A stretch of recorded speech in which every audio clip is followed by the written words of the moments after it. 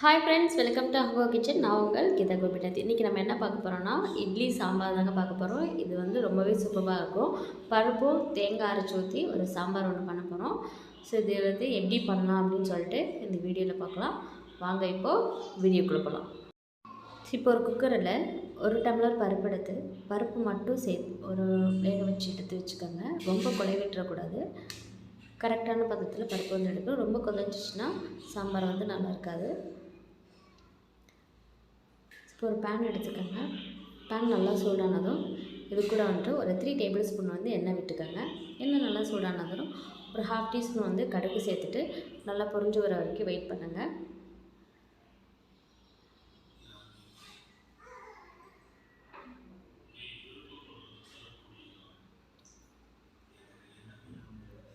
கடுகு நல்லா பொரிஞ்சதும் ஒரு கொத்து கருவேப்பிலை சேர்த்துக்கோங்க.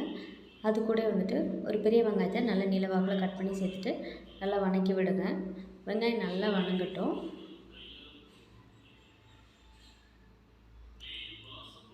இப்போ இது கூட வந்துட்டு பூண்டு ஒரு 3 பல்லை வந்து இந்த மாதிரி நீளவாக்கில் கட் பண்ணி சேர்த்துக்கோங்க. பச்சை மிளகாய் ஒரு 3 இந்த மாதிரி கட் பண்ணி சேர்த்துக்கோங்க. காரத்துக்கு ஏற்ற மாதிரி நீங்கள் சேர்த்துக்கோங்க.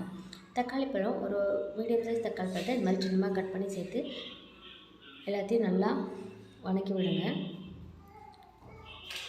இந்த தக்காளி வெங்காயம் பூண்டு எல்லாமே நல்லா வதங்கணும்.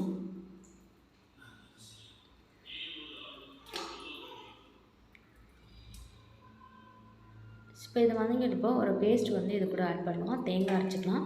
இது வந்து தேங்காய், சோம்பு, பச்சை மிளகாய் 2 போட்டு அரைச்சி வச்சுருக்கோம் தேங்காய் பேஸ்ட்டு. ஸோ இதை வந்து இது கூட ஆட் பண்ணிக்கலாம். இது கூட வந்துட்டு ஒரு 1/2 டீஸ்பூன் வந்து மஞ்சள்தூள் சேர்த்துக்கோங்க. உப்பு தேவையான அளவு சேர்த்துட்டு நல்லா மிக்ஸ் பண்ணி விடுங்க. ஸோ தேங்காய் வந்துட்டு நம்ம ஒரு 1/2 கப் அளவுக்கு எடுத்துக்கிட்டால் போதும்.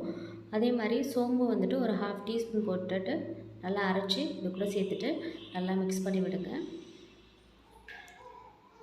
இப்போ இது கூட வந்துட்டு நம்ம வேக வச்சு வச்சுருக்க பருப்பை ஆட் பண்ணிடலாம்.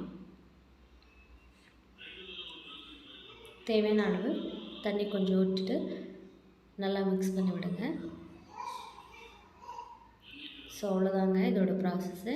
இப்போ நல்லா இது ஒரு 10 மினிட்ஸ் குக் ஆகட்டும். ஒரு மூடி போட்டு அப்படியே வச்சிடுங்க.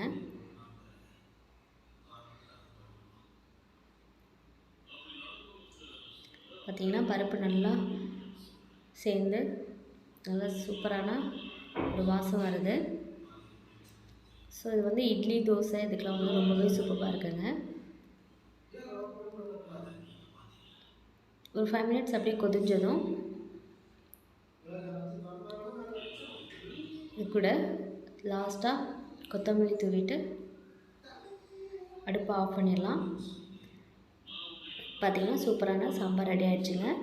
சைடில் வந்துட்டு சூடான இட்லி வந்து ரெடி ஆகிடுச்சு. இதை நம்ம பிளேட்டுக்கு சர்வ் பண்ணிவிட்டு எப்படி இருக்குன்னு சொல்லிட்டு பார்க்கலாம்.